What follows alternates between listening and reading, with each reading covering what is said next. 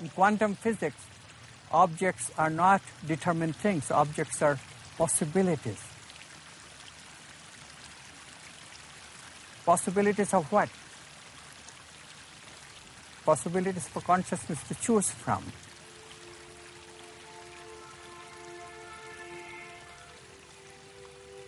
Can God be talked about in terms of science, which always analyzes, reduces things to other things? God is supposed to be this whole thing, whole enchilada? How can we ever talk about God in scientific terms, let alone try to find scientific evidence for God? This is a very good question. This evolutionary step is completely essential for even basic survivability of human beings on this planet. We have literally managed to train a whole generation of kids on the idea that everything is material. If you hear the message of quantum physics, then all you have to do in order to see that there is evidence for God in the science that we are doing now is to recognize that, well, how is God related to consciousness? That's all you need to know. There is very definitive scientific evidence for the existence of God.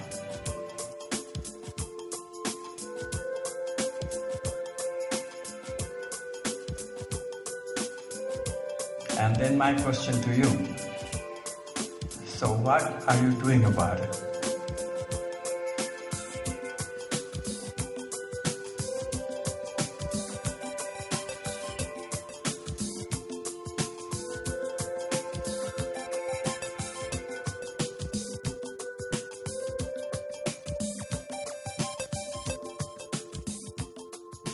I knew that a new science had to be built. A new science that is a science based on the primacy of consciousness. Contrary to what every other physicist, including David Bohm, used to think, that science must be done objectively. I knew that the correct way of doing science must encompass both objective and the subjective. I knew that a new science is going to come.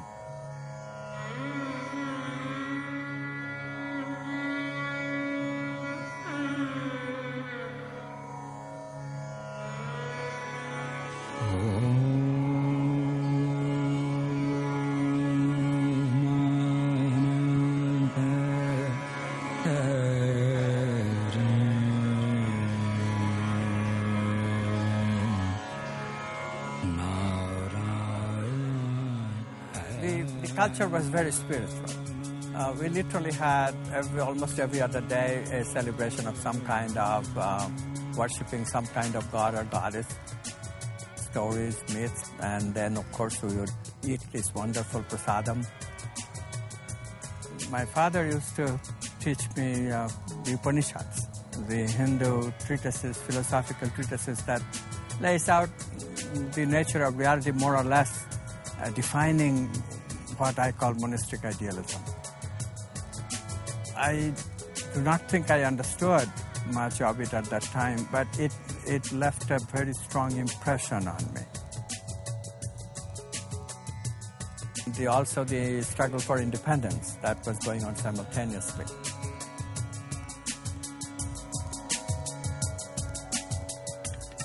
Then I was only 9 years old when the big riot happened in the vicinity of where I grew up.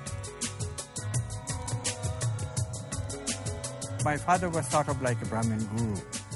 He had some disciples and they used to come and take his advice. But having grown up in that household, somehow had the opposite effect on me.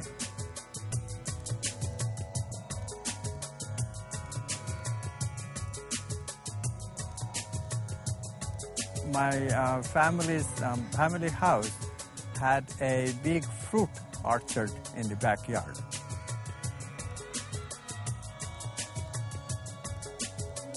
So one could call it a sort of a mini jungle.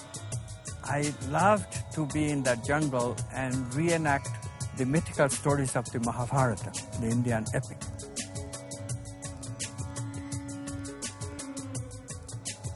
So it's full of bliss of this undivided consciousness that we're talking about, this non-local consciousness. The sense of separateness disappeared, although not exactly in the mystical sense. I'm not saying that I had lived in samadhi, but there was a kind of a flow where I would go, I would not feel separate from the environment. That's where the bliss comes from, because what is bliss but when we are feeling a continuity with the whole? In response to the growing international attention to his work, Goswami has been involved in numerous speaking engagements worldwide. He is the author of many books translated into 9 languages. His books include the highly regarded university textbook Quantum Mechanics, which serves as the standard introduction in many universities to the essential mathematics of quantum physics, as well as Goswami's later books, which focus on his more innovative and mystical interpretations.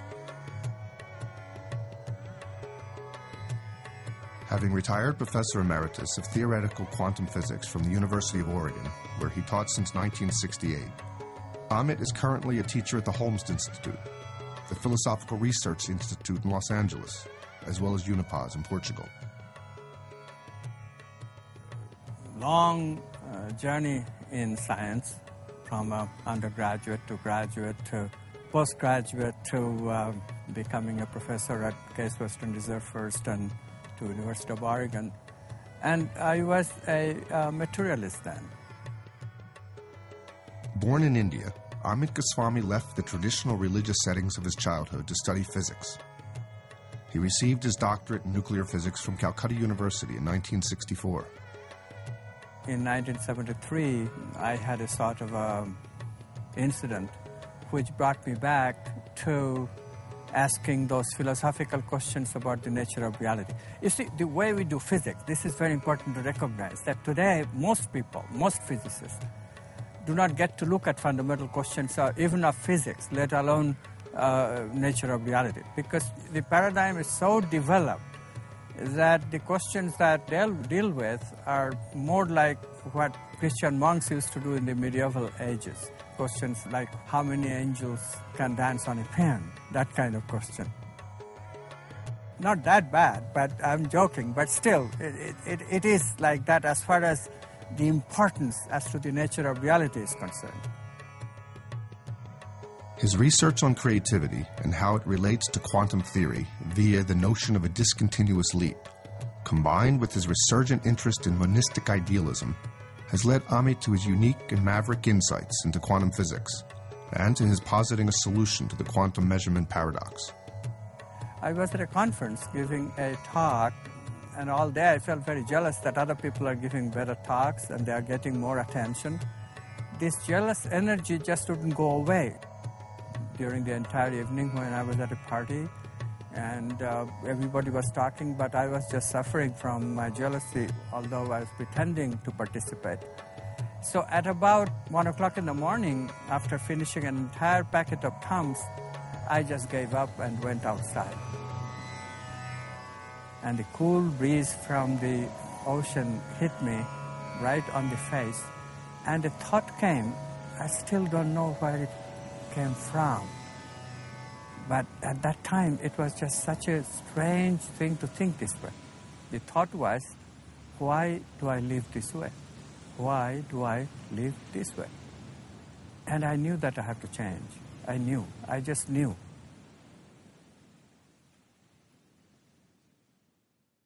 When it seemed that life itself can be explained in terms of molecular movement, the concept of that everything can be matter, all of our internal experiences as well as external experiences can be explained in terms of material concepts alone took shape. And this is what we call materialist science. What do we mean materialist science? Materialist science takes it as its basic axiom that everything is matter. Be that being our feeling of subjective experience, be that being our experience of emotions or our experience of thinking, all being is fundamentally just matter. Majority of scientists today, they think that the world is built in a way which can be called bottom up, which is upward causation. I call it upward causation because cause rises in the material version of the construction of reality. Cause rises from the elementary particles at base to more and more composite, atoms, molecules, cells, and finally to the brain. And there is no cause anywhere else. Many neurophysiologists are now giving out the idea that there actually is a spot in the midbrain, the new G spot. If you excite that spot, then you get experience of God. And it's not even wrong. You do get some experience. But the wrongness that enters is a very interesting assumption that is at the heart of most of materialist work. Whenever two things happen together, a subtle experience happens in conjunction with the material, immediately they jump into the conclusion that it can be only one way. The material must be causing the subtle experience. To reduce our internal experience to movement of molecules and atoms, this reductionistic program does not go far enough to explain all of the internal subtle phenomena.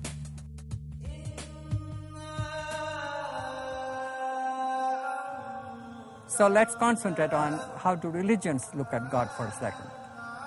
Again, when you first look at it, you find that Christians give one answer, Hindus give another answer, Muslims give a very different answer, and Buddhists say there is no God at all.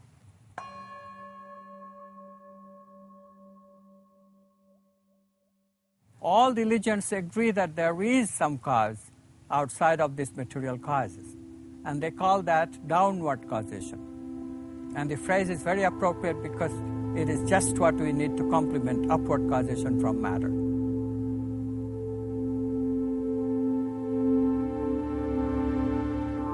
Second thing that religions posit is also a concept that contradicts the standard science squarely.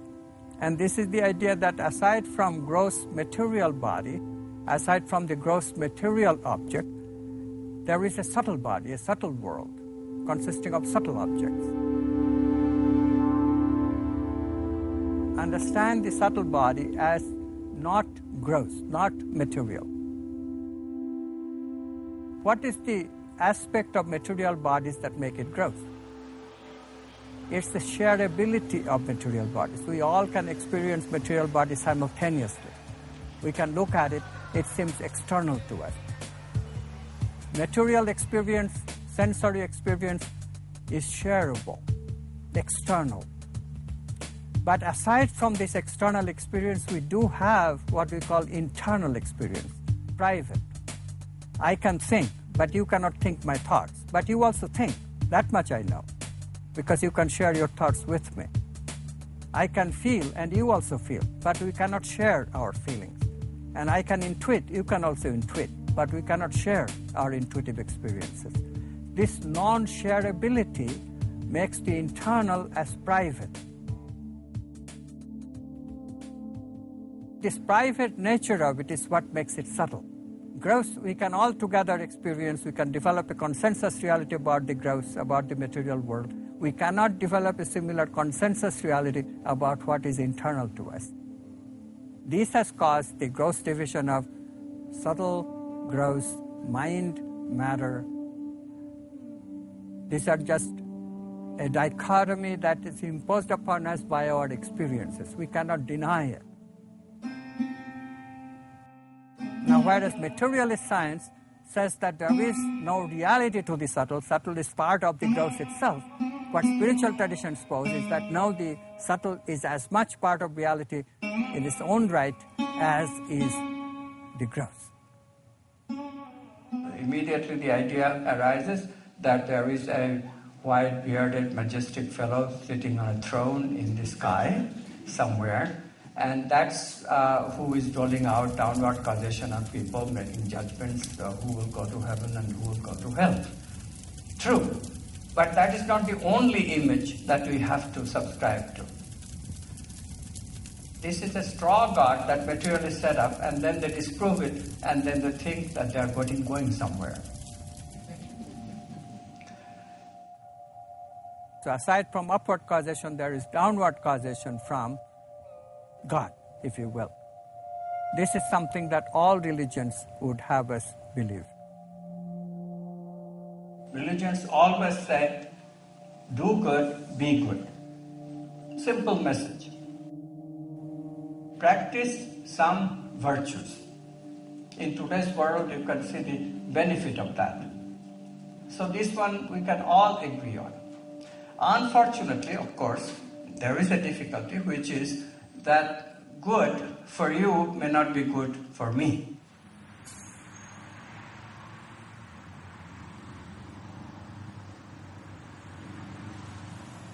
So, agree that there are some difficulties here which have to be worked out.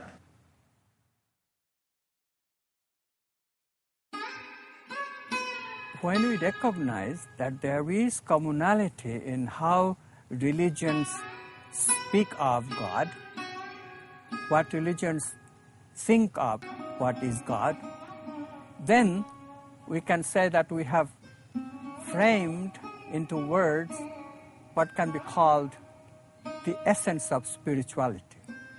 And then also we can ask the question, is there science behind it?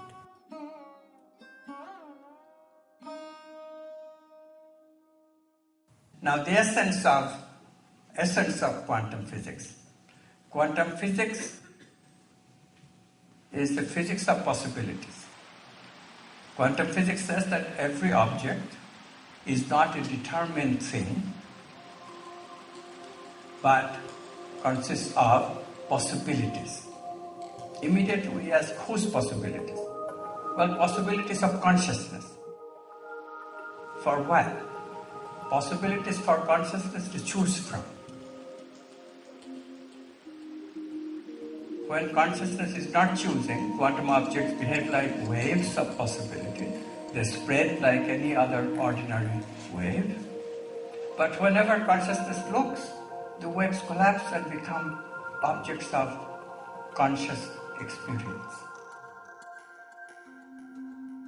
Everything that you experience happens like this. Not only material objects, but thoughts. There too, meaning propagates like waves, and then we capture a particular meaning, and that one becomes an ambient thought at the moment. Same thing for feeling, same thing for even intuition. Those bodies that spiritual traditions propose, those bodies become our experiences as consciousness takes possibilities from each of those bodies and converts them into actual events. If consciousness is able to convert waves of possibility into actual event, then what is the nature of consciousness? First, let's dispense with the idea that consciousness can be a material consciousness. I'm sure that some of you think, and I don't blame you for thinking that, because at the schools we almost get such ideas today. We almost get such ideas that brain is everything and consciousness is a brain phenomenon. But look at what happens if consciousness were a brain phenomenon. In quantum physics, we have possibilities, right? So we have possible elementary particles creating possible atoms, giving us possible molecules, making possible neurons, making possible brain, giving you possible consciousness. Can possible consciousness convert possibilities of elementary particles into actual events? If you couple possibility to possibility, have you tried that? Let's try it. Everybody think of possible money in your bank. And you think of possible cars. Will that ever get you an actual car in your garage? Possibility coupled to possibility can only give us more possibility, never actuality. So we call this a paradox. We call this a paradox, quantum measurement paradox. But calling it a paradox just begs the question. Paradox is pointing out to the inadequacy of the materialist worldview. What is the correct worldview? If you think consciousness is a dual agent, different from matter, but nevertheless they are two separate things, then also there is a problem. This problem is called dualism. How does consciousness interact with matter? If you think about it, if two things don't have anything in common, they cannot interact. Even men and women who are made of the same material cannot communicate. So you can readily extrapolate if things are made of different stuff, then they just could not communicate at all. This is called dualism. Dual objects cannot communicate without a mediator. Dualism is not the answer. Materialism isn't the answer. What is the answer then? What is consciousness? What is its relationship with matter? What does the idea that consciousness can choose actuality from material possibilities tell us? There is a way of looking at it which is paradox-free. If we can think the radical thinking, radical thought, that consciousness is the ground of being, not matter. Consciousness is the ground of being, and matter consists of possibilities of consciousness. In other words, we are saying that consciousness is not made of brain, but brain is made of consciousness. If you make such a radical switch, then what happens? Then immediately you see that conscious choice is no longer a dualistic action of consciousness on matter.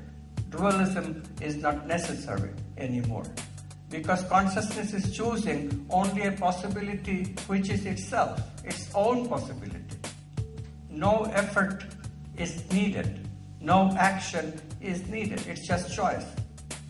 But be it as it may, as you switch from one meaning of the picture to the other, please ask yourself, am I doing anything to the picture?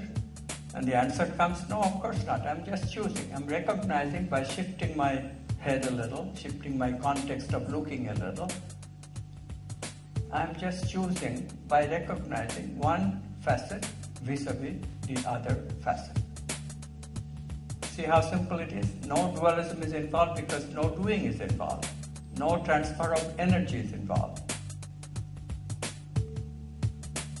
In this way, consciousness can choose out of material possibilities the actual event of experience without dualism to bother us. And a major problem of quantum physics is solved. When somebody hears the idea that we, consciousness after all is we are conscious, we are part of that conscious being, and when you say consciousness chooses out of quantum possibilities, we get the idea that, well, hey, we choose our own reality. It's great. I'll choose a reality which gives me right away a BMW. I don't know how good creators you are, but in the 70s, and some of you will relate to this, we used to play with this. There were organizations which used to teach how to manifest things. And some people would seriously meditate on manifesting a Cadillac. But we think, we intend, we meditate, we wait, no car in our garage. Why is that? So they used to teach them how to manifest a parking space for their car. Little bit easier, but still nobody got 100% success in that. What they were missing is a subtlety of the nature of consciousness. Material objects are possibilities. To manifest the possibilities, what do we need to do? Consciousness is subtle. It's not our immediate consciousness that we experience. The immediate consciousness that I experience is called my ego. It is choosing from possibilities, and that makes it actuality. That sounds like all you need to do is to intend. All you need to do is to think, and that is intention. But that is the wrong way of thinking. We are intending in the ordinary state of our consciousness. And there is a catch here. Consciousness does not choose in the ordinary state of consciousness. In my ego, I have very limited choice. We have choice, but the choice is like, what flavor of ice cream do you like, chocolate or vanilla? We have choice to choose vanilla, or if we want chocolate. But it doesn't go very far from that. We don't really have freedom of choice that extends to choosing something really new. In other words, ego's choice is conditioned choice. Depends on past learning, what we have already experienced. And in that ego, we don't choose, we can't. Conscious choice that consists of this conversion of possibility into actuality is more subtle. It happens at a subtle level of our consciousness.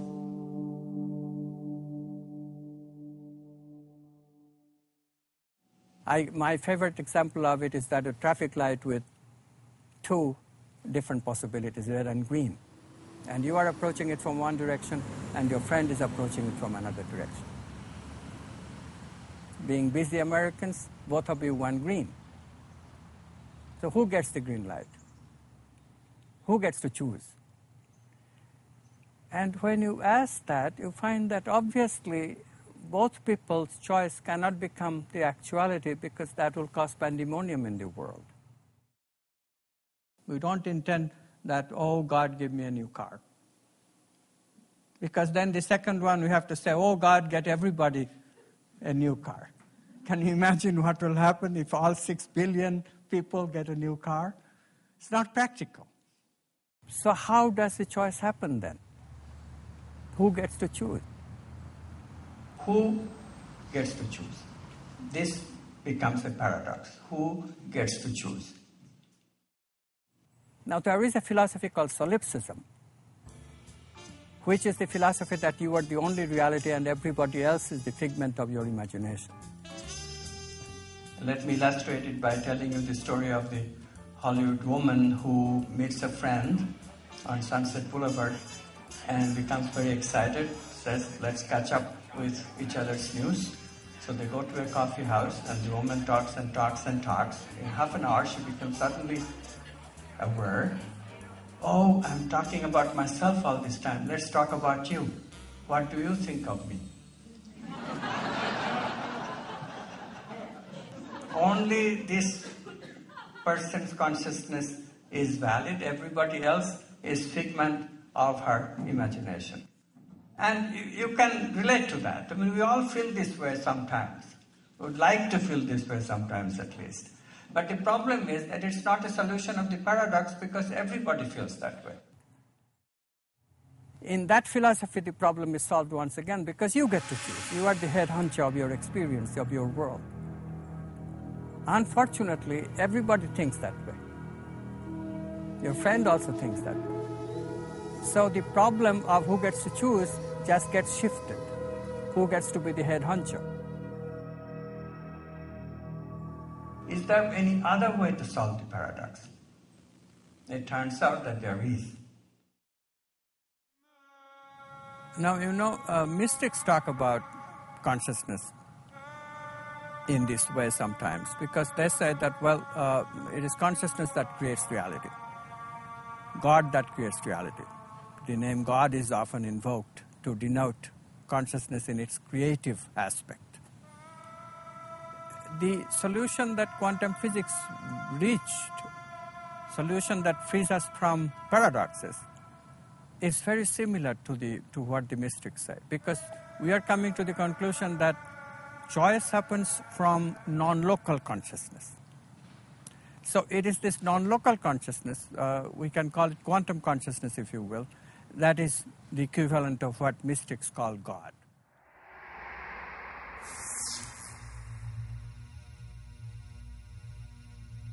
Behind our individual eyes, there is a cosmic eye, a cosmic consciousness, an interconnected consciousness. That's who we really are. Not what ordinary people sometimes think of God as, because ordinary people's thinking often is a dualistic God, God separate from the world. But the mystic is not talking like that. Mystic is saying that the non-local consciousness in the process of creating becomes not only the object that one observes, but also the subject. There is nothing but consciousness. Both the subject and the object are coming from consciousness itself. So there is no real dualism. The duality that we see, subject-object separateness, is an appearance. We are positing that the brain is essential, observer is essential for the possibilities to convert themselves into an actual event. But the observer itself is also a possibility when you think of the observer as a brain. So we are back to that question, and this time slightly differently. The brain is essential for collapse of the possibilities into actual event, but the collapse is essential for the brain to be real, to be manifest brain, for the observer. There seems to be a circularity in the logic. This circularity, called tangled hierarchy, is crucial to appreciate.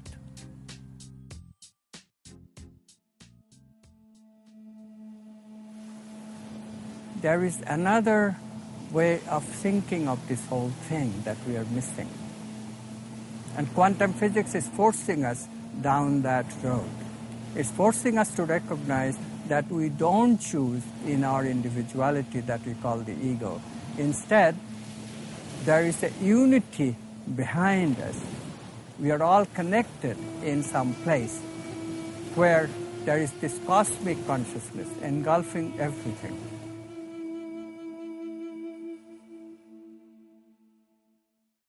If choice happens in that cosmic consciousness, then that cosmic consciousness can be completely objective and impartial and can choose giving you and your friend equal portions of green light. And yet, it can reserve special treatment of those cases where there is an emergency, where there is a creative urgency. For example, you are taking your sick friend to the hospital. We do experience special green lights all the time, things cooperating in inexplicable ways in such emergencies. Consciousness leaves room for such creative occurrences, and yet consciousness can become very deterministic, very lawful in terms of dealing with the general average situation. This is why quantum mechanics is constructed in such a way that for large number of events, the average answer holds. This is why quantum science is predictive. It has predictability power, and it is this power that makes quantum physics so powerful. And yet, quantum physics leaves the room that for an individual choice, consciousness does retain creative choice. It's a little bit subtle. That's why manifestation doesn't always work. We have to get into an altered state of consciousness. Then we can do a lot with our intention. And there is experimental data proving that. I got a call from this Mexican neurophysiologist, Jacobo Greenberg, who said to me that he has some very interesting data that he is not quite able to interpret, but I might be very interested in. So I said, what kind of data? He said, well, this is two people communicating without exchanging signals. This is called non-locality in quantum physics. Without local signals. signals going through space and time. If such communication is occurring, we would say that yes, these people are connected via non-local consciousness. I said yes, I would be very much interested. In fact, that's one of the predictions of the solution of quantum measurement theory that I have. And he said, I know. And so he invited me to come and check out his laboratory, check out his experimental setup. So I went to University of Mexico in Mexico City.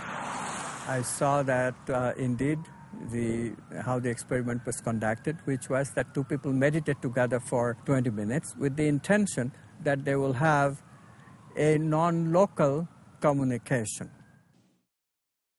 Now, this interconnection to consciousness extends outside of space and time. It does not require a signal to communicate. That's the beauty of it.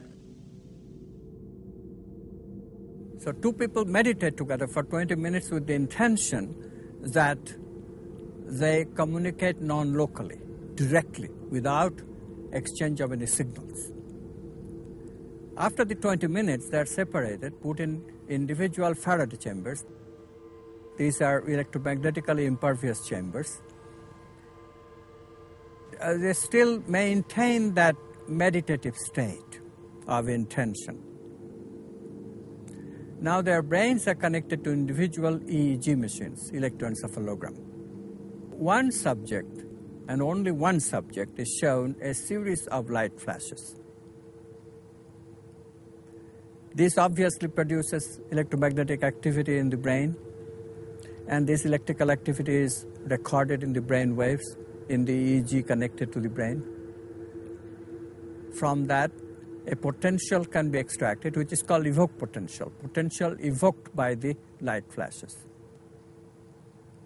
The other subject in the meantime is just meditating. There is no light flash for him or her. But the EEG machine connected to the brain of the second observer, who doesn't see any light flashes, nevertheless depict a transferred potential very similar in both phase and strength to the evoked potential that the first observer's EEG gives us. How does electrical activity transfer from one brain to another without any electromagnetic connection, without any signal? The answer is quantum non-locality. The answer is that non-local consciousness collapses similar events in both brains because through their intention they have become correlated non-locally. There is no other way of understanding this result. Now for a while, scientists objected, okay, maybe Hakubo's methodology was not quite right, maybe there was something wrong with the statistics. But then in 1998, Peter Fenwick in London and his collaborators reproduced the results.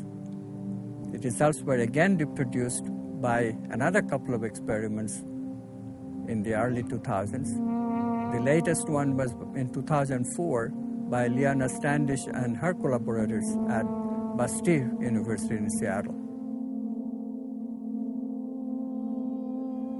Brains can communicate non-locally, proving that consciousness is indeed non-local. It's cosmic. Consciousness that chooses from quantum possibilities making an actual event, consciousness that creates this universe of manifestation, is indeed non-local consciousness. Now you can call it God if you like. You don't have to. It's objective. It's objective and it's scientific.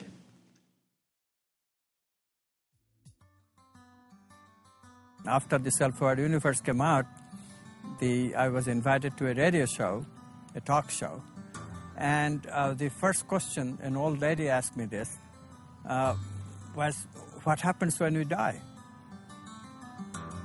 And I didn't know. The very first question in my very first radio appearance, and I didn't know how to answer the question. So that perturbed me a lot. That how does a physicist answer the question, what happens when we die? I knew that it is not fair to say that we just die, because that would be a very materialist answer. I knew that that answer could not be correct, but I also did not know how to approach it. What survives death? I did not know. At that time, I just did not know. So then a series of things happened. Very interesting. During the year, a theosophist, an elderly gentleman, started coming to my office. Initially, he was concentrating on what I had to say about quantum physics, but very soon his real intention became clear. He was trying to preach theosophy to me. And one of the basic aspects of theosophy is this question, that we don't completely die when we die. A part of us survives, and we then reincarnate. And this part is what commonly called soul. Of course, everybody knows that. I also knew that. But can that be scientific? How does one formulate a science of the soul, a physics of the soul?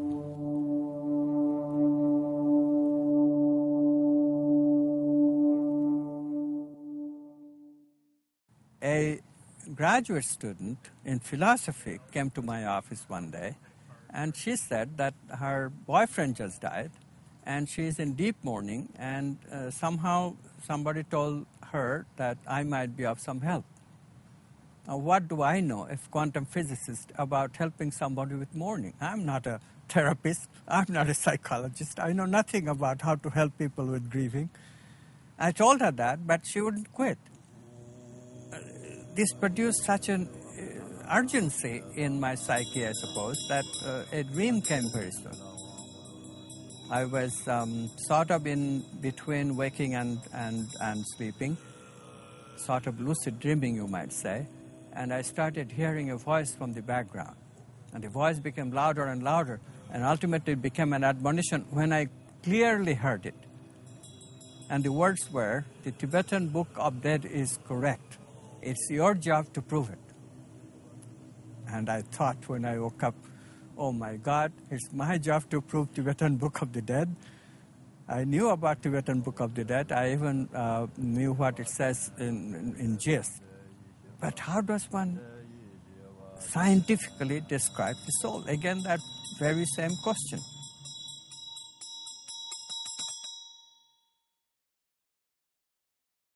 This woman who was grieving for her boyfriend, she asked a question, and I don't really even remember what the question was. She asked a question, and all of a sudden it became clear to me that all the objections we have about a soul, or which esoteric traditions call a subtle body, like the theosophists call it a subtle body, compared to the gross body that material body is, this subtle body is not really dualistic when one thinks in terms of consciousness and its possibilities. And when consciousness collapses each of these possibilities, we get sensing, thinking, feeling, and intuiting.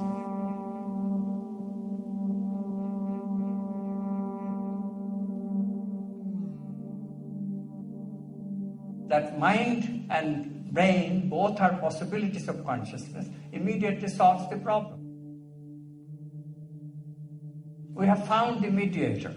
It's non-local consciousness which mediates the interaction of mind, brain, mind and physical, and the vital and the supramental. All are connected via consciousness.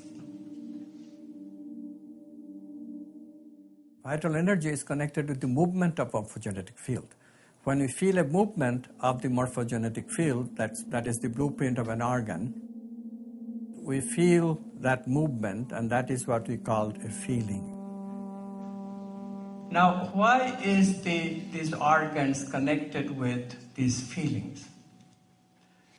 The organs are representations of the vital body, which has the body plans for making the organs.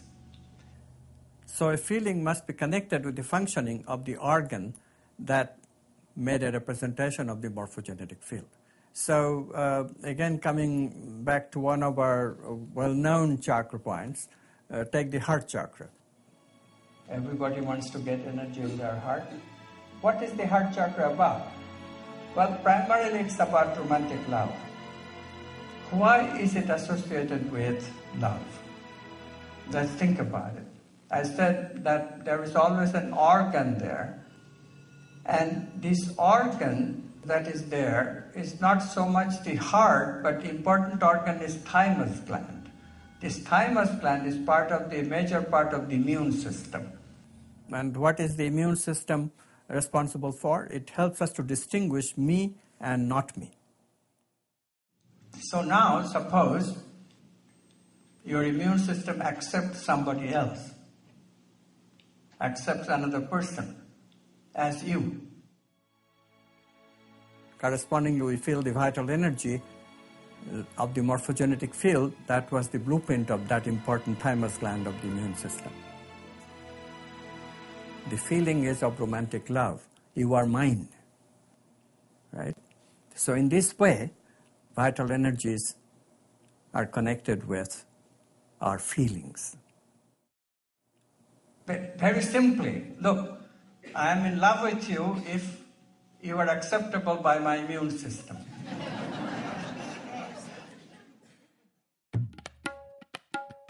If we remember that if the heart chakra is fed with good vital energy, which is what we mean by keeping the heart chakra open.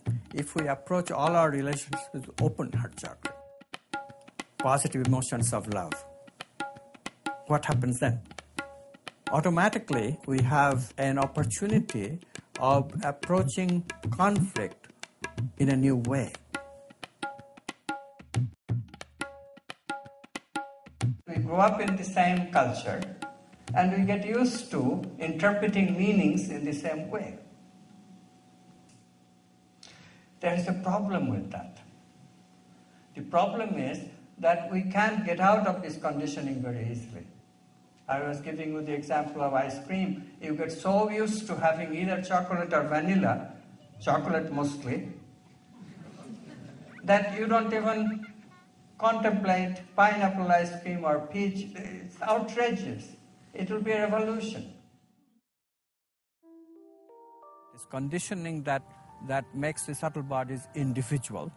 It's not a structural subtle body, but a functional subtle body. We all function differently in our handling of the subtle. We think differently. We develop different kinds of characters, different kinds of conditioned habit patterns, and it is these patterns that transmigrate from one incarnation to another. But then how do we become creative ever?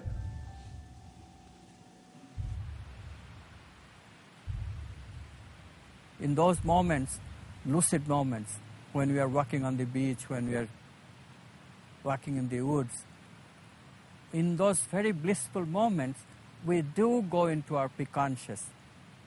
We don't sift our experience to the memories. And it is a wonderful lucid experience of that present moment, just that moment. This is the moment that is called the moment of Satori in Japanese, or moment of Samadhi in Hinduism. This is the moment when Christians would say that I became the Holy Spirit, or Holy Spirit was speaking through me. These are moments of cosmic awareness. We become aware that I am not isolated individual. I am the whole world. As Erwin Schrödinger, who was a physicist as well as a mystic, who had a mystical experience of that type, who declared, I am this whole world, comes on the basis of this kind of experience. The secret of creativity. We have method in this talk.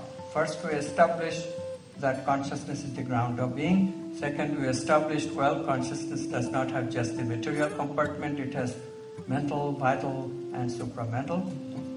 And now we are considering the idea of how to explore these compartments beyond our conditioning. And creativity is our way. First stage is called preparation. This one you already know. You go to a lecture, you read a book, Preparation is getting acclimatized, familiar with what is already known. Then creativity researchers say that you just sit on it. Incubation, like a bird sits on the egg, doing nothing. This is a little bit hard to believe for a modern person who is convinced of a do lifestyle. You are basically convinced of the fact that doing is important and being is secondary. But that's not what these creativity researchers are finding. They are finding that being is as important. Doing followed by being. Now, people didn't understand this for a long time until quantum physics came along and showed us how. Because doing means you convert possibility into actuality. In between doing, what happens? The possibilities grow and grow and grow and grow. Possibilities proliferate. Now anybody knows if there are more possibilities to choose from, my chance of choosing the correct possibility that will answer my problem is better. Isn't that true? It's obvious. So therefore, we have to allow some time between episodes of doing. But you cannot allow too much time, because if you did, then you would be defocused completely.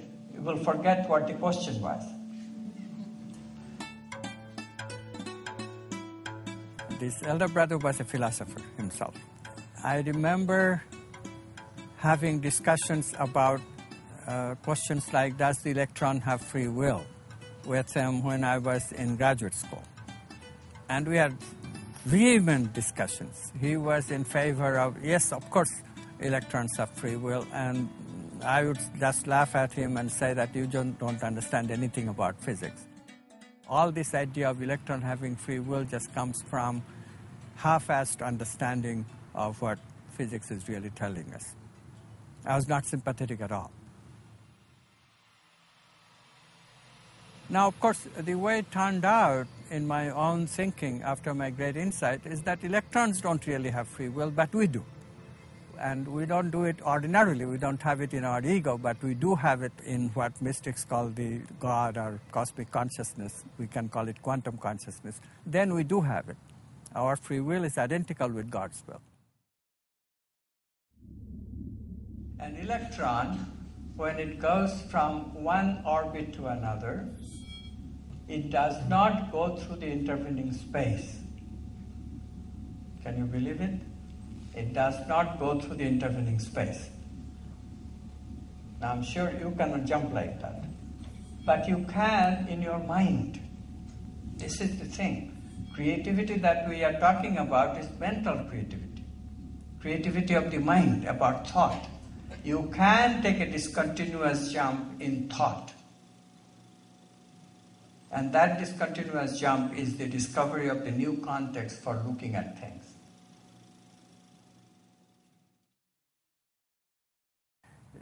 In the 70s, this phrase was created by Fred Alan Wolf, and it of course is a very exciting phrase, but it also produced a lot of mischief.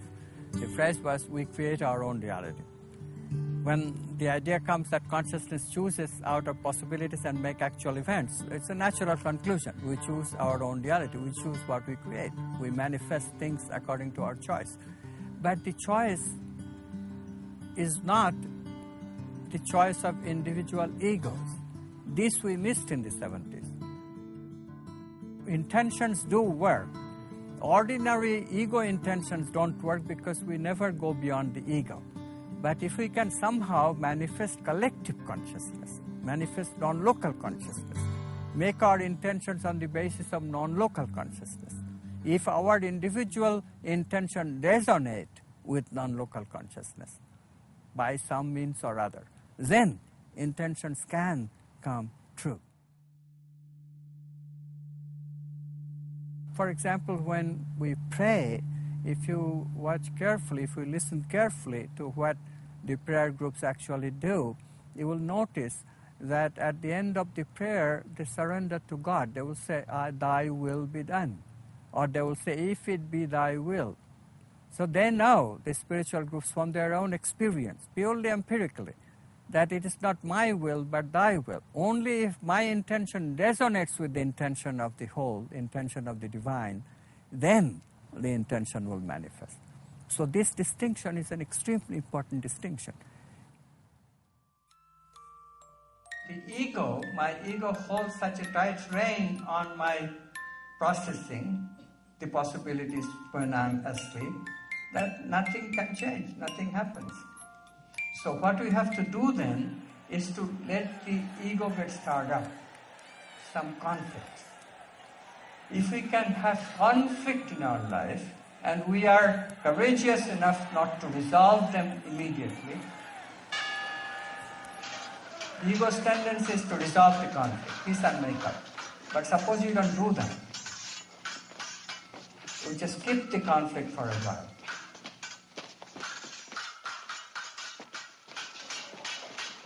Because fighting can lead to new possibilities, and as soon as new possibilities come in our unconscious, guess who comes to process them? In relationship, if we accept fighting, conflict, that is one way to get out of the doldrum of the ego, the homeostasis of the ego. Ego loves the old. Who can process the new? Only God can process the new. So anytime we are creating new possibilities in our consciousness, we are inviting God. So God comes into our unconscious, the time in which we are not processing consciously, we are not converting possibility into actuality, we are just resting. In those times, we have actually surrendered ourselves to God. And God comes, and God processes in a creative quantum leap of insight. In this creative way, we become renewed. We become better than before. But now we have the conviction of the aha insight. We can use that conviction to make real changes in our life, real changes in the way we relate to others. And those real changes eventually will stick. There is another little trick in this, which is that we have to do our doing, being in the ego mode, and be in our being in the God mode, alternatively. It's neither do, nor be, but be. Yes? So I am proposing a new lifestyle, alternate being and doing. Somehow I got into talking with mystics. And one day I even went to Ojai, California to hear the mystic Krishnamurti. I liked him. I liked him a lot. But still, the paradoxes remained. Now, when you embrace spirituality, one problem that repeatedly occurs, it repeatedly occurs because we are so limited in our thinking about things. We think that God should be perfect. Some people get very hung up about God being imperfect. How can God be imperfect? So when we see atrocities in our midst, like let's say the present war in Iraq, these people get very upset. God couldn't exist because how could God possibly kill so many people or allow so many people to be killed, more accurately?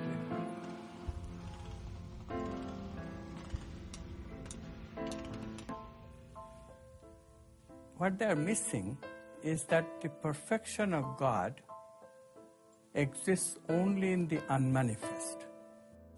Consciousness is the ground of all being, and all possibilities exist in that ground of being. Certainly when all possibilities are included in that ground of being, we have total perfection.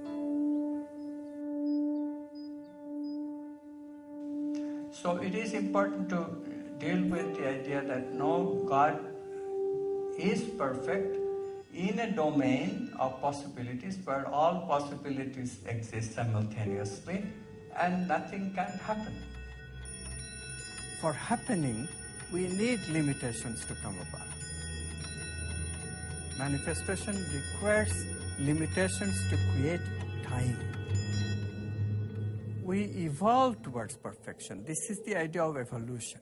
Yes, we have a limitation in order to manifest, but then in manifestation, we try to overcome the limitations by allowing evolution. Evolution of the representation-making process, where better and better representations are made in the physical for the subtle. Instincts are a tremendous mystery to materialist thinking. We have evolved since the 18th century. You see one of those cowboy movie episodes and see for yourself. I mean, there is truth in those movies, you know. And people really were trigger happy. And they would not hesitate to kill just like that, an innocent person. But look at the 20th century, what already took place. Gandhi, a frail man, could lead a nonviolent struggle against the mighty empire of the British. Martin Luther King, similarly, with complete nonviolent movement, helped abolish racism in America in a substantial way. South Africa, apartheid, a tremendous institution, a powerful institution, was abolished via nonviolent movement. These are monumental documents that suggest violence has been much reduced in the 20th century. There are ways that these changes perpetuate in all of humanity that biologists have discovered, that quantum physics supports. We have to begin to use them. We have to begin to use them en masse.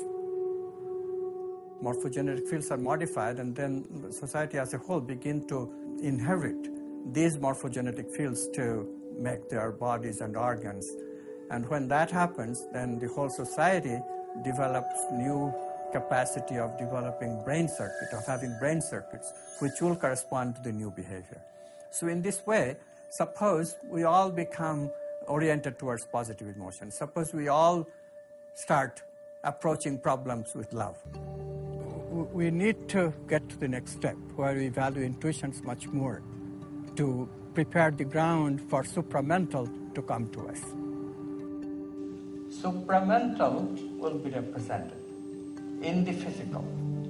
And they called it that heaven literally will be manifested on earth. Heaven will be manifested on earth. You are hearing me correctly.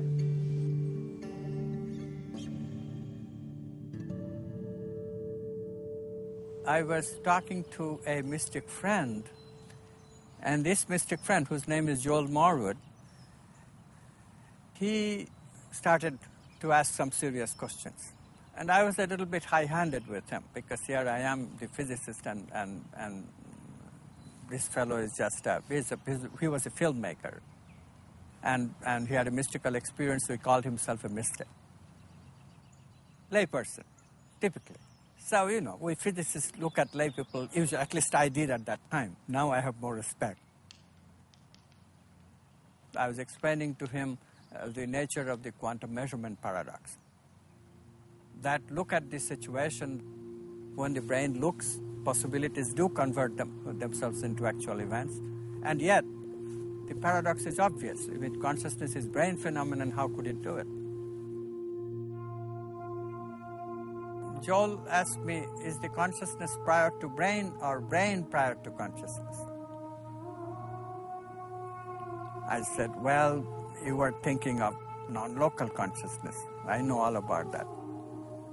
But Joel was not hearing me. He said that you have a scientific blinder, and you were sifting things through that scientific blinder, and you just don't see.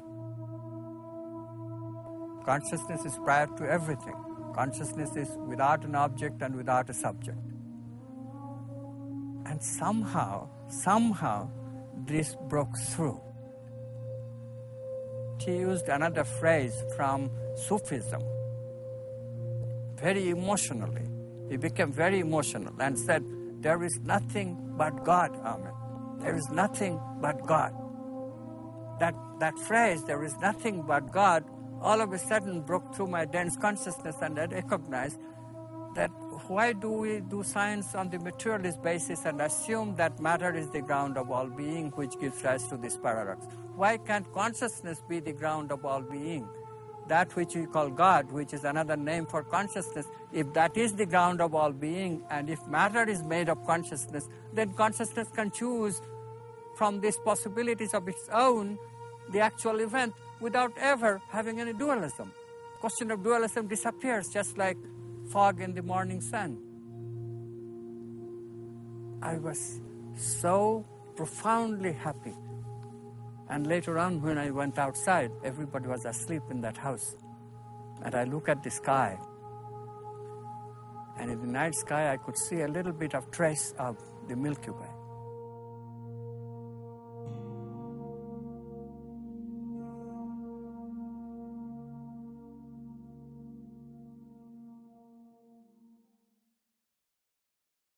Quantum activism is the idea of bringing the transformative value of these messages in our own lives and in our society. Sometimes we have even missed the idea that we really are interconnected with each other. So therefore, being violent is outrageous. It's out of the question because we are violating ourselves. We are connected. We all want to change. We all want to change society. There is no question that certain things in today's society are not working. We have global warming, we have terrorism, we have democracy which is so much influenced by media and money that we have lost faith in our politicians. Economics is producing, once again, huge gaps between the wealthy and the rest of the society, which is reminiscent of feudal societies once again. These threats makes it imperative that we try to change the society.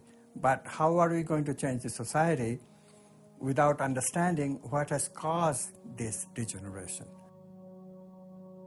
We have to recognize that it is the materialist worldview which has severed our contact, our connection with consciousness as a whole. If the environment is destroyed, that is a sure sign of separateness. We are not seeing that environment is us. We and the environment are not separate. If I see unity, then I see that I must protect the environment. The idea for a quantum activist is to recognize that these material values are dominating the society. We are not at change yet. We have to ourselves recognize that we too have hidden materialist tendency in the way that we approach things. We too often cater to negative emotions rather than positive. And therefore, we need to change first. We need to be inclined towards positive. If our own heart is open, if we are approaching things with love, other people will pick it up.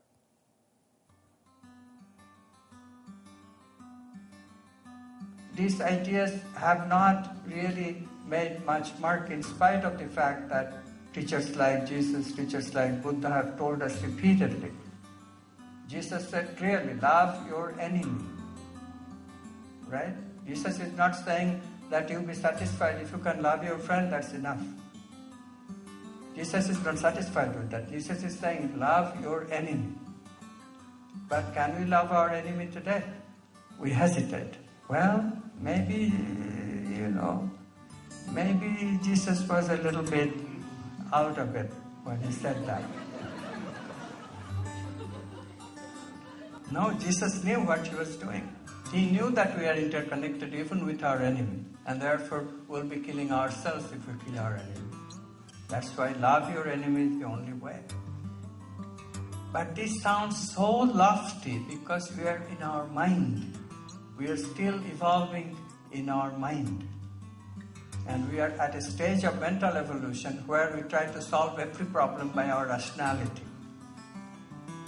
And this is not enough. This is not enough.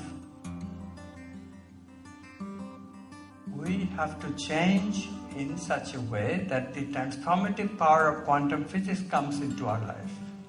Non-locality of consciousness and discontinuity in creativity. This is quantum activism. We have to change in such a way that evolution is accelerated, not ignored. It is indeed very similar to what mystics tell us constantly. Start with yourself. Only if you change, the world can change eventually. We are just taking it a little bit further. Not only you start with yourself, but you always remember others.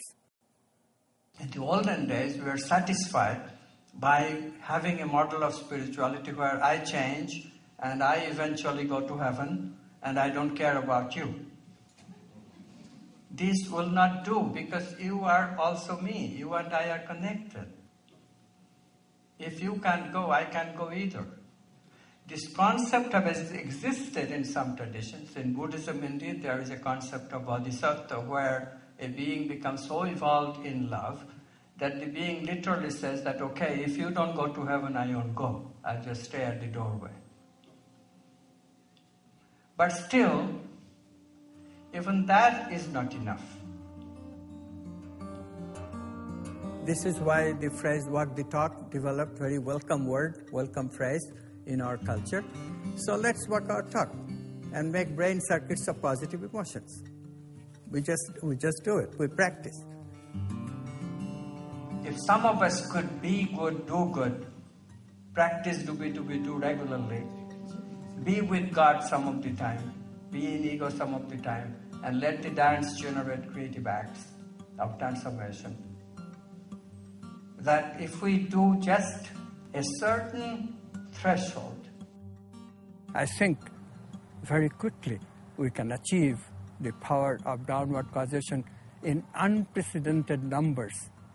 A threshold that will carry us towards making that fundamental step that these changes will take hold in all of humanity, just not in a few of us. But the few of us will start this.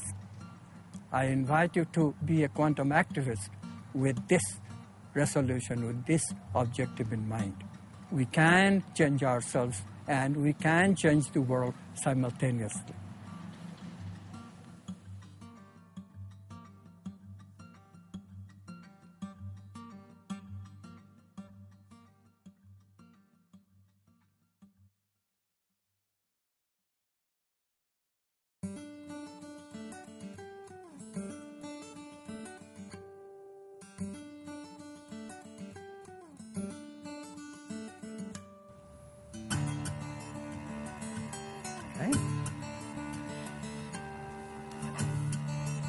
Good? We did good? Wonderful.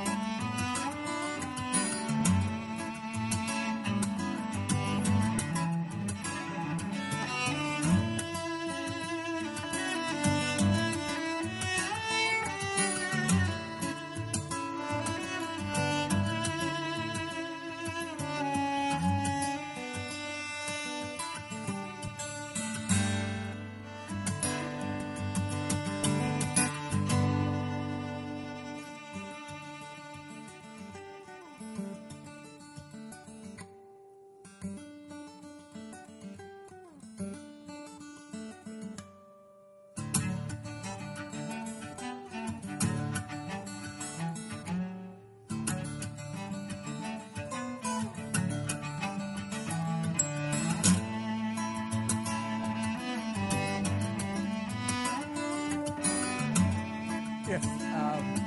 How is this sounding? Good? Wonderful. Ready?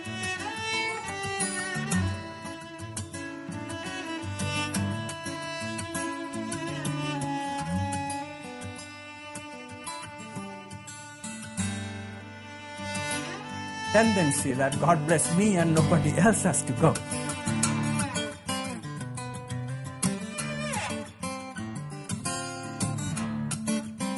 It's separateness that gives us suffering. If you don't have that separateness, you just take the instance of when you have a cup of coffee.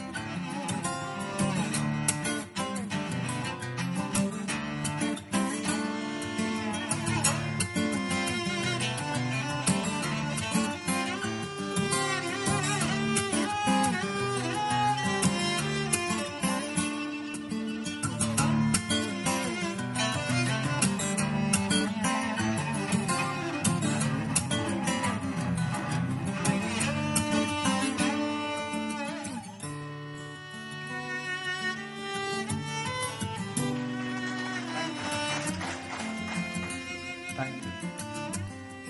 That's my talk tonight.